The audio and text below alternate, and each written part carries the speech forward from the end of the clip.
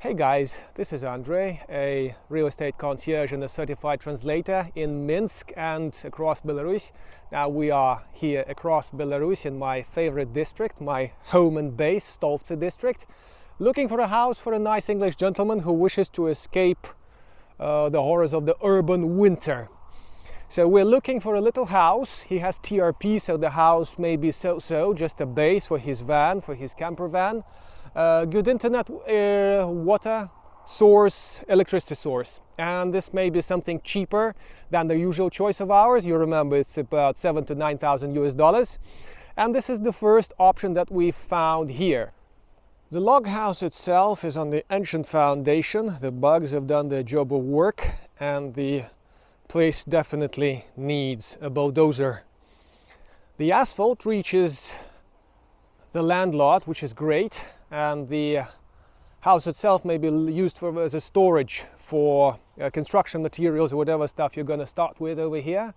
It's better than nothing, and of course it's better than nothing because you can buy the house, which is still a house on the papers, and arrange an official reconstruction or construction.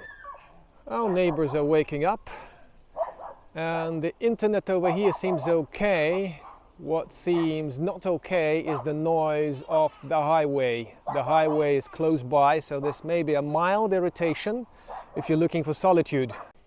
The quick conclusion is it's a great choice if you want to build a village mansion, but it's not super great because it's a village by the town, which makes it easier to reach if you're in public transport. It's easier to reach through the highway if you are driving your own car, but it's not super green, so it's not really a place with a lake view and everything. And all such places, of course, will not cost $4,000, so you'd have to balance your desires and the available options on hand. So we'll put this option in the air. It's $4,000 for now, and we'll go see other competitors. I meant to tell you earlier, guys, I'm using this app that I designed myself. It's called Geotag, and this app here is helping me to memorize which properties we saw and properties I had some notes to take about. When you're looking at 10 properties, obviously you get a mixture by the end of the day, and this tailor-made app may be a handy thing for realtors and all sorts of geosurvey, etc., guys. Obviously a geo app will use GPS, so here we wait for the satellites to make up their mind, and with the accuracy up to several meters allowed by the smartphone, we're taking a shot. And then we see the shot, we see where the place is, we can play with the map, we can leave a comment. $4,000 and save it all.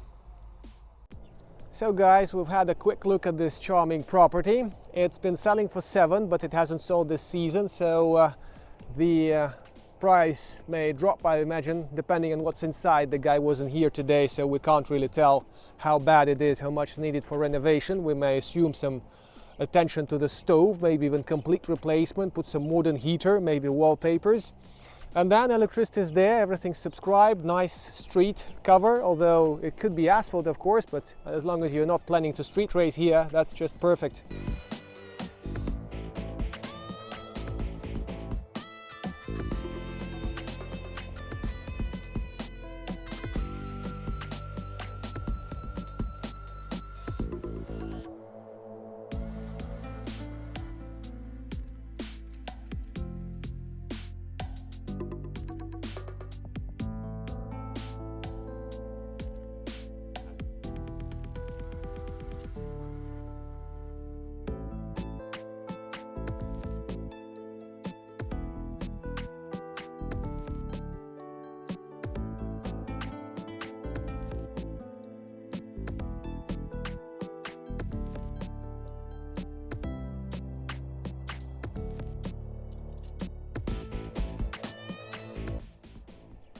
The land lot next door seems to be quite spacious, and it depends on the village council whether or not the new owner may use it for farming purposes. It's a separate arrangement and it's doable.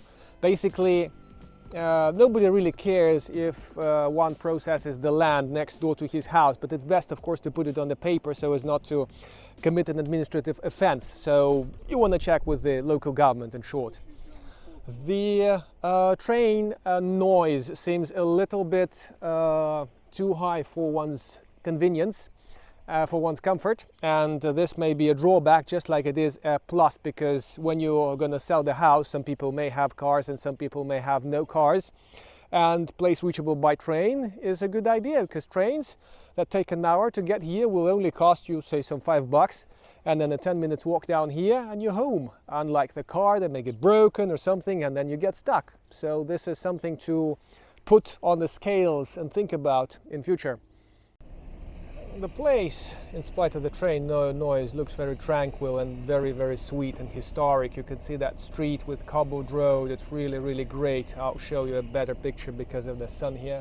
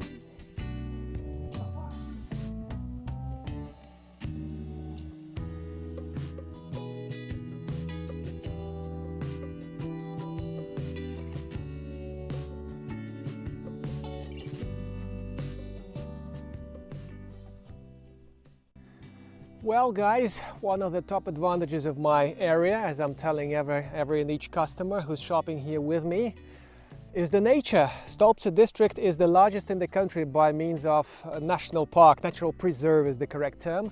A huge place with bisons, but not on our side, on the other side, on the northern side in Volozhin district.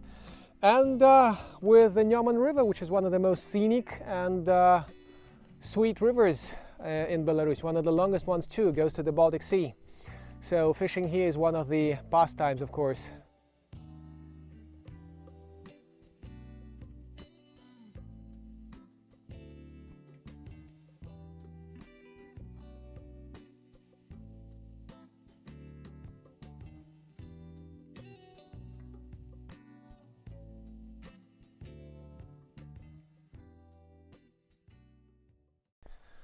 Well, a usual misconfiguration of the circumstances and factors. We like the place, but there's positively zero data here. Electricity is your top advantage, but bad grid. And the place is kind of lonely, green and sweet. But gas has to be delivered by truck. The road is so-so, 3 kilometers from the next stretch of asphalt, and no public transport. So on top of this, the house was never built to spend summers in there, spend winters in there. So throwing in a cooker or a heater that will run on firewood, for instance, or coal, is a bit of a challenge. So if we were to pursue this this option, what kind of expectations would the seller have? Because $10,000 for that shack, not by the river, without any river view or anything, doesn't seem a very realistic expectation. Let's call them and see what they voice for now, because it's a fresh ad, and when there's a fresh ad you don't expect too much common sense from the sellers. Along with other things, we'll have to ask about the water supply, water source, and of course the legal status of the property, what kind of paperwork they have, if it's a real dwelling house or something, what's its registration status, and the boring things like this that I will not trouble you at this point with. And we can see that the neighbors up here, up this house, have some kind of an antenna. Whether or not that's for television or internet, it's hard to tell off just by a glance. But we can assume people here somehow find solutions for boosting signals. I'll call my signal guy, my data guy, to ask what kind of signal we can get in this village here, and we'll make conclusions respectively.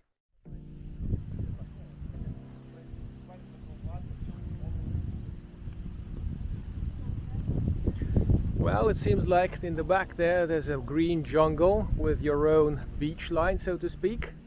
And of course the house is not in the best shape. The guys wanted to make a holiday home here. It's 6.6 thousand, I guess. It's in short, it's green. It's inside the national park by Derevnaya village. It's pretty quiet except for this guy who's polishing his goddamn wood. Ground road here is a bit of a drawback, so you won't be jogging too much in springtime if you were to settle here permanently. Let's check the data, let's take the coordinates, and let's check what's inside there and how much renovation effort you'd have to put before you jump in to use it for a weekend escape, for a barbecue escape. Let's see.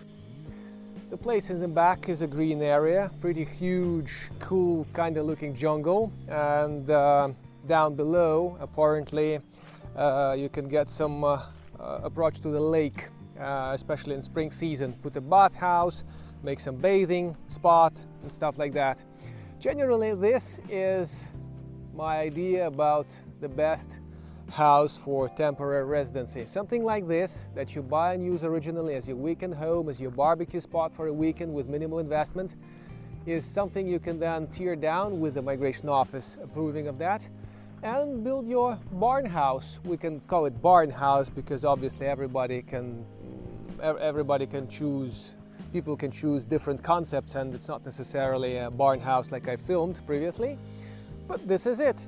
The green area, very little investment into the original step to settle down, and then develop if you like it here. That's about it. Let's see the next option, which is more upscale, more expensive, and that requires a little effort to settle down, and it's $10,000. Oh, don't know what's the story here. We did reach the owner as we drove, but apparently the house is pretty well located. You see the whole green around. It's national park, national preserve, Naliboki forest. The place was fixed. They had replaced the windows into the, what I call them, city windows, the ones that can be opened both ways and everything. It's 2.2 hectare land lot, which is not so bad. Some neighbors left and right, pretty bad data, bad cell coverage. New toilet out there, outdoor thing, so plumbing has to be thrown in, as all the other urban comforts like boiler and shower cabin and everything. Laundry machine. I would say for 8.5, it's a subject for discussion. It's option one for now. So let's try to get in touch with the owners and see the last competitor of the day, and then draw some conclusions. Unlike previous candidates, this body doesn't need too much effort to be invested into brushing it up, to smooth the land lot, to remove all the garbage. Sometimes there are just ridiculous piles of it, and I would say it definitely makes option one. We even have this new designer toilet back there, the outhouse essentially, and the operational, judging by the new lock, the operational storage for the food. And the whole land lot is just behind me. I'm actually in the middle of it. The forest is just next door, so you can come out on breakfast and pick some mushrooms and get yourself some pancakes with mushrooms to compete with Vasil Key. Well guys, there are normally no clear addresses written down in those ads, and we just bumped into a drunken guy's house. So the house looked much better than the owner, and much better than the house that is on sale for actually. So we took a ride for another 100 meters and found the right house. The yellow tips at the corners were a bit misleading, but the fence is a good sign, so the fence matched this time. The land lot here looks a little bit unkempt, and we'll find out if the gas is fed into the house, which is unlikely.